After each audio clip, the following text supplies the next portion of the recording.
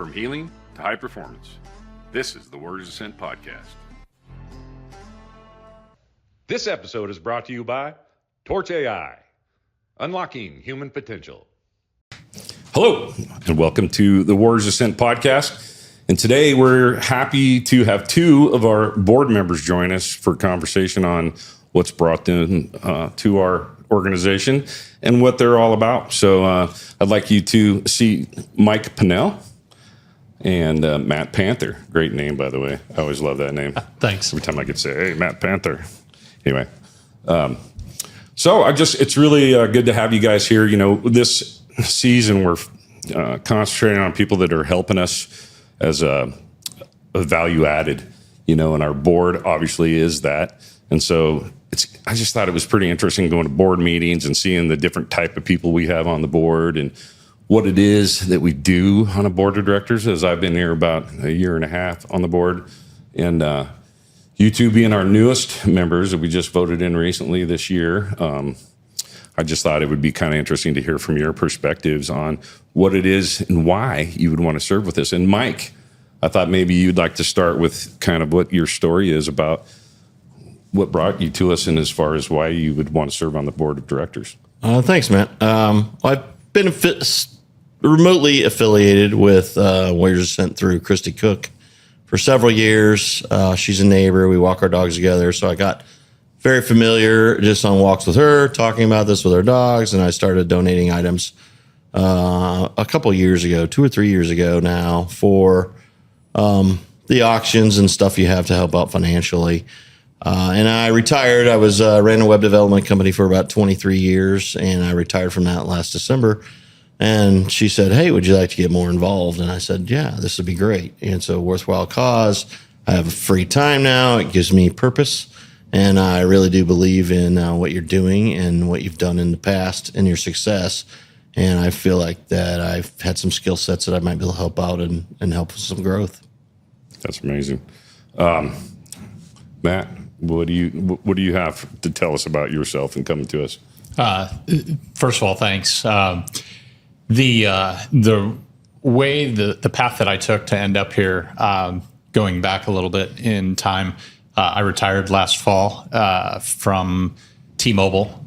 Spent 28 years with the combined Sprint, and then T-Mobile acquired Sprint, and have spent a lot of time in the finance, the planning, analytics, performance management areas. And I loved my job and I loved the people that I worked with, but I really wanted to go do something bigger than that, something that was more important to me personally.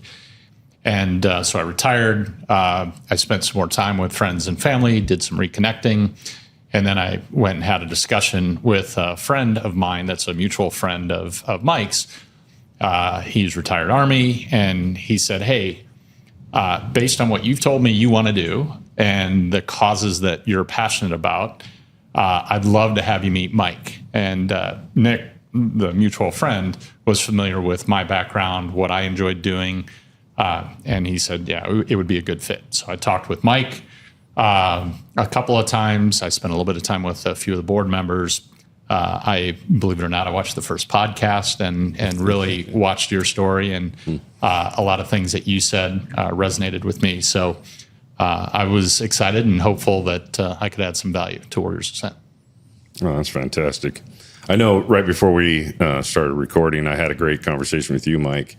And I'm just wondering, like, what are some of the personal reasons? Like, do you have background, you have family? What is it about the military or service to our nation personally? For me, I think it was really my grandfather. So he signed up for World War II on December 8th, 41, right after the bomb dropped. He's actually considered, he was called the old man because he was 26 at the time. And shipped him off to San Diego. He did a very short time there in training, I think 6 weeks. Shipped him to Australia, still training on the ship as they were going across. And then he went through the entire South Pacific from Guadalcanal, Iwo Jima, Okinawa, and ended up at Nagasaki after they dropped the bomb on occupational duty. He was gone 5 years. His wife left him. He came home. and he had nothing, and he was very troubled by everything. He ended up in Wichita, met my grandmother, who had left her home to be a riveter on, I believe it was B-29s at the time, and they met and married and went back to the Lake of the Ozarks, where from, and he went on with his life. But it troubled him. Drank alcohol a lot for a long time, but one thing on his deathbed in 2004, he lived to be in his 90s. He called the pastor in and wanted to know if God would forgive him for all the folks that he had killed. This had been 60 years ago, and it still bothered him to that day. So they didn't know what PTS was at the time. So really, from that side of things, I think that's my personal side of this from a family perspective that draws me to this. That is the kind of story that, that really is a moving story, an impactful story. And I just think about how tough that generation was that faced what they faced in World War II without any communications back home, to the point where your wife thinks you're dead and has moved on. That kind of a transition makes me feel a little guilty for struggling with my transition, even though here we always teach, no social comparisons. But I mean, the things they endured and the resilience they must have had to stay and become 94 years old. But I'll say that holding 60 years of troubled times, that's impactful to your next generation. It's impactful to the rest of his life. And, that's why we want people to stand up and find a way to get the treatment.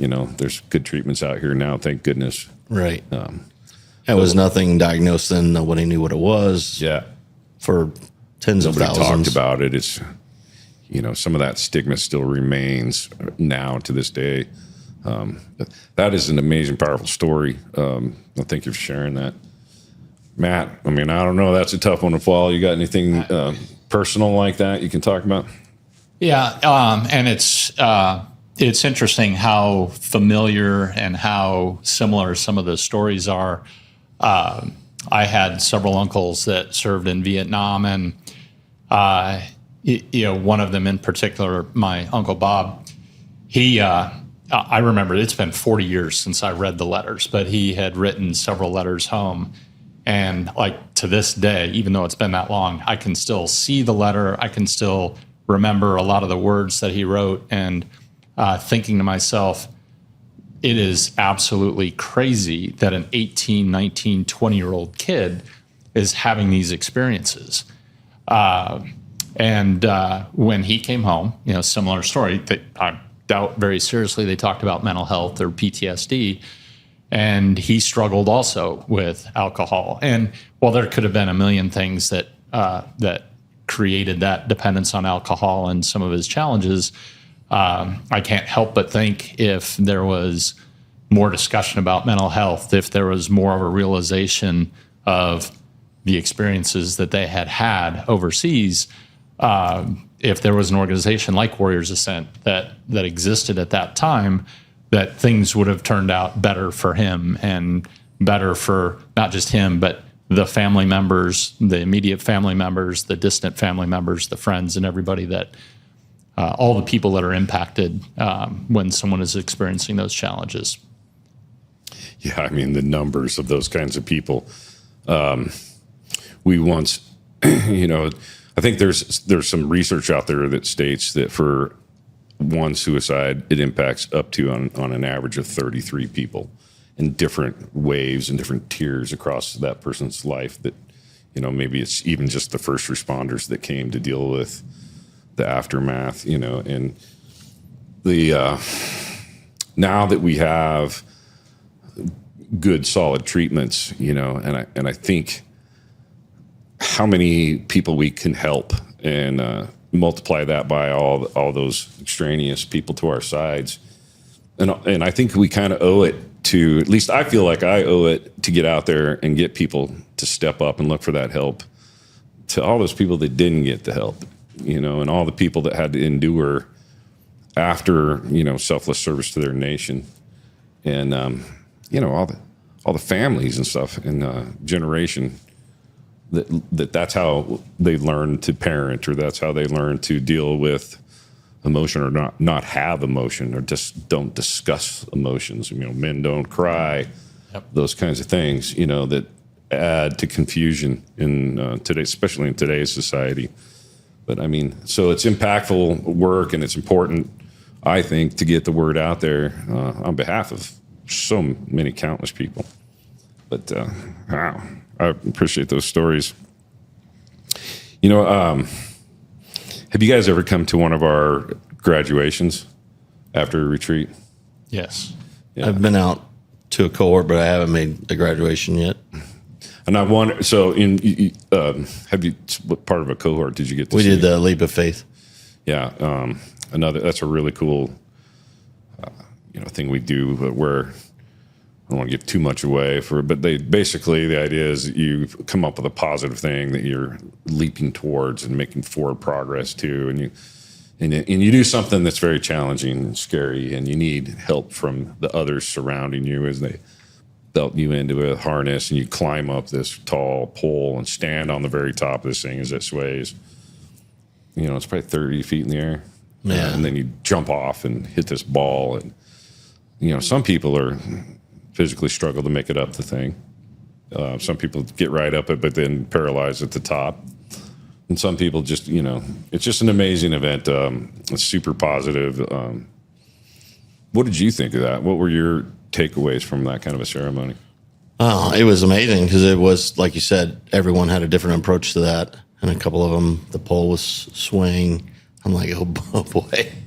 And almost all of them hit the ball, though. They kind of reached deep and found what they needed. I think that's one of the last things they do, too, if I'm not mistaken.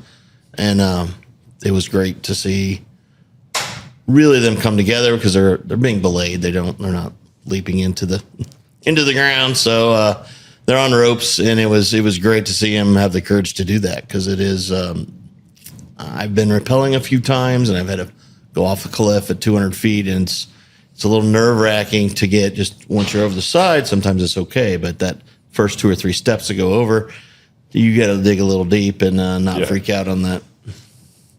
I don't know. I think we just had this uplifting environment when I went through the course because we're just coming off a real heavy ceremony. We call Ceremony of the Dead, where we write a letter to whatever it is that's getting us, to a person, to a thing, and then you read that out in front of everybody, crumple it up and throw it in the fire, and it's gone forever is the ceremonial thing. And then all of a sudden you're like, it's really impactful. Usually they play like bagpipes. Just really work your emotions, and then you go off and do this great event. So yeah. That's kind of an emotional roller coaster. Now, Matt, you said you'd gone to the graduation. What did you experience there? I should have known ahead of time how emotional it would be. But I knew it would be, but I didn't fully understand and comprehend how emotional that would be. To see, I think there were 10 graduates of that cohort. I think a couple of them struggled with their emotions and so didn't say much. But the other 8 individuals, the stories that they told, and you talked about earlier, and even in your first podcast, your story, how hard it is that first day to share, and then seeing these 8 people that. For lack of a better word, going in, these are badass guys. They've done they've done things that I could never pretend to even have an inkling of an ability to do. And they're standing up and sharing these stories about their backgrounds and the feelings that they had. Just a really powerful and really humbling experience. And walking away from that, it was, wow, like the the ability to create a space where people, it may take them some time, but they feel comfortable sharing those feelings and understanding that they're not alone, that they have the shared experiences. And then also to see, extremely impressive to me was the number of alumni that come back and they serve as mentors. And like, yeah, you're not alone. And these, like what you're experiencing, been there. So that trust and that ongoing support of the participants is incredible to see. But just a humbling experience watching these people tell their stories and seeing them take some of those first steps on the way to recovery. Yeah, it really is.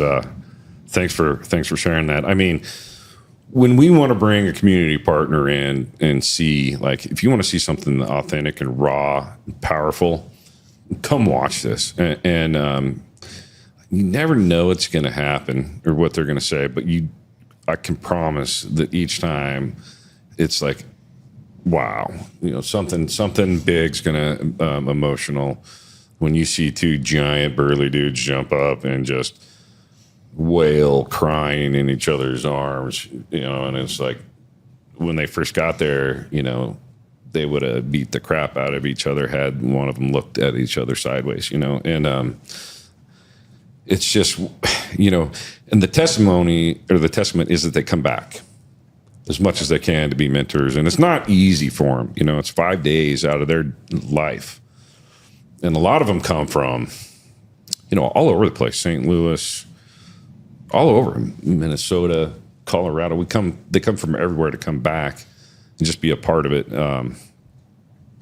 Which is kind of leads into one of my next things, which is as board members, and I'll start with you, Mike.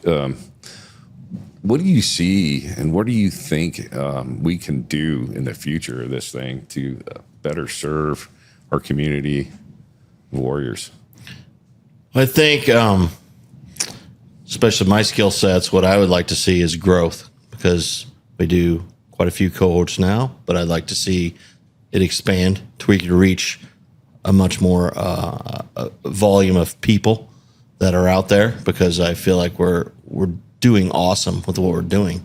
There's much more we could be doing, and adding, doubling, tripling over the next 10 years over who we can treat and who we can help with this. And from my skill set side, I'm more of a creative and marketing side, running a web development company for a long time. I feel like that's where my skill set would help to do that. Matt, I know, has a completely different set of skill sets, which is great because we're yin and yang with each other. So it's good. That's why we need such a diverse set of skills on a board of directors. That's amazing. That's well put. I don't know, Matt. What do you think about that? I echo Mike's comments, and you, like today, as Mike said, done a tremendous job helping the people that come forward, and then the people that we can help. But there's still constraints. The number of people that ask for help, and then the number of people that we can support when they need help, where they need help, and exactly what you said. It's, first of all, how can we create more awareness of Warriors Ascent so that when people need help, they know to reach out? And then how can we develop a plan and get the support we need so that we can remove those constraints so that when they need help, we're there. That's why you hire people like this, smart people, to get on the board of directors. We're so happy to have you guys and your skill sets and things like that to help us grow and basically just serve more people and help more and more people all the time.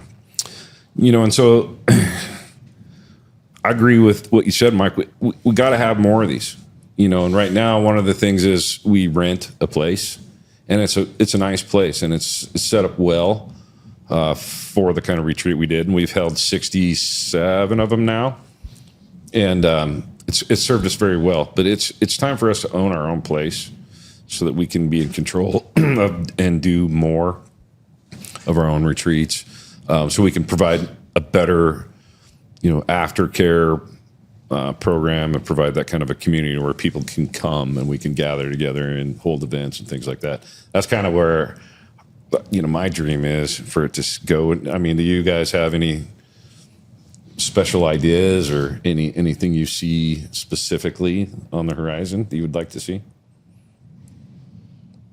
Yeah, I'll take a crack and then Okay, I'm going to put you on the spot, but no, I agree.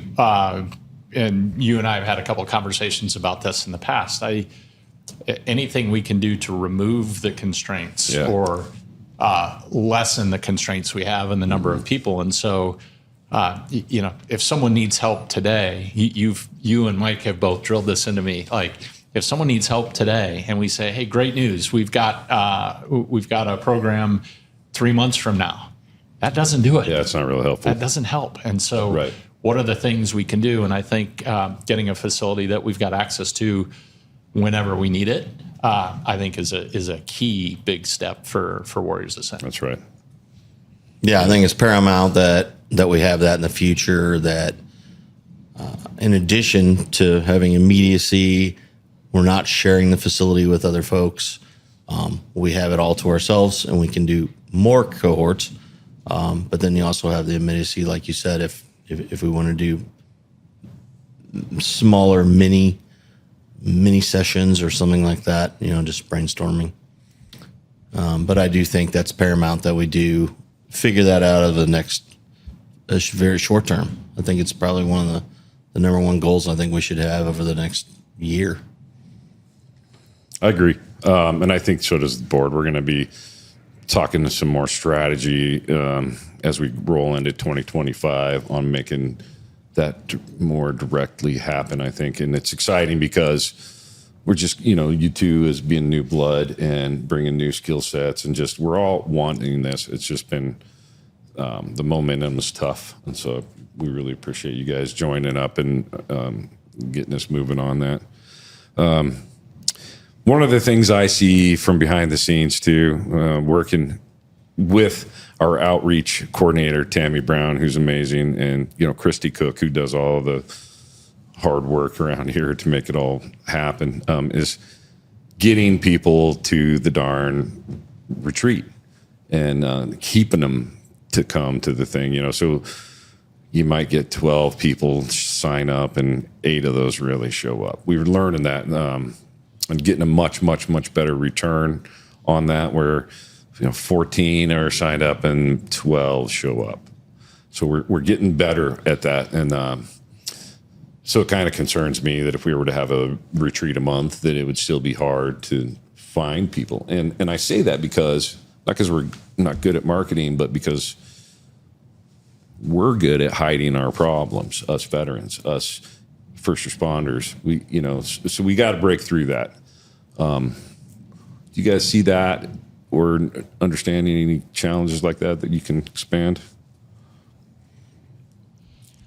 Yeah. A stigma. What do you think? Do you think there really happens to be a stigma to somebody coming and getting treatment from something as?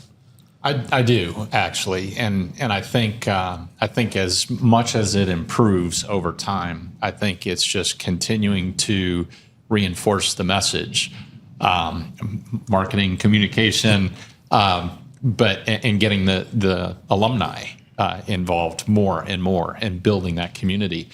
As I was doing a little bit of research when I first learned about the organization, I did talk to a few people that were part of the first responder community and asked them, I'm like, hey, are people afraid to come forward when they have issues because they think it will reflect poorly on them? And the feedback that I got back was from them was it's not. I mean, they encourage people to come forward, go get help, get better, and then come back and be the person that we loved and that was doing an awesome job. If you have this hanging over you, you aren't going to be as effective. And it's just that people are still afraid to come forward. And that's where, I don't have the answer, but Right. It is that repeated reinforcement that, hey, the first step towards getting better is to actually ask for help. Right. Yeah. I don't know, Mike, do you have any I think insight? recognition of that too, recognizing that you need the help, and then what do you do? So I think that's where the marketing side comes in, is we can reach out to them and make sure they know that there are options out there. They may not know that options exist that are out there. They're good and it can help them. So I think, it's them. I mean, it's them recognizing on their own that they need help, and then us trying to relate to them and get to them, I think is the key. Right. And I think that, at least for me, and I think was being the provider for a family and the protector of a family, it was really difficult for me to look in the mirror and say, I don't have this right now. I need somebody to help me out. And so it was really difficult. And I didn't do so good at that. And I think that's echoed, by a lot of people. World War II generation, the Vietnam generation, they went without treatment. They climbed into the bottle to hide from the emotions. They held on to that stuff for 60 years, 30 years, whatever it was. And, that's because it's really hard stuff to deal with. And then all of a sudden you go, hey, I know I'm going to lay down my weapon as a police officer and go off to this treatment and come back, and you guys are still going to hire me, right? And I'm still going to be able to take care of my family. And it's just scary. It's a trust issue. And the work's hard to do. You got to look yourself in the mirror and say, I'm willing and ready to face these memories, these emotions, and then actually do this arduous work that's coming. And, and I say it all the time, there's no magic pill at Warriors Ascent. And they're not offering an easy button whatsoever. And it's all, digging down deep. So, I appreciate people from the community who have had huge successful careers in business, in law, in communications, and all these things come and offer their time to us to, help what's a terrible problem that's not spoken often about or often enough about. So I think it's a testimony to you, though, also because it's your success rate's outstanding. So there is no easy button, but yet you got an outstanding success rate for that. Yeah. So that's a true testimony to the program and proving what it can do. And I think, though, with a bigger community tied together more, with a nest somewhere that we can branch out from, I think we're going to even see longer, stronger, better results. And so anyway, that's my hope. And I think there's a lot of people on the board that feel the same way. So I tell you what, I think that's a good place to stop it here with some valuable board members and members of the community. Thanks very much, Matt Panther and Mike Pinnell, for joining us on Warriors Ascent podcast. Thanks, Matt. Thanks for watching this episode of the Warriors Ascent podcast. We're in Kansas City helping veterans and first responders with PTS. Check us out at warriorsascent.org.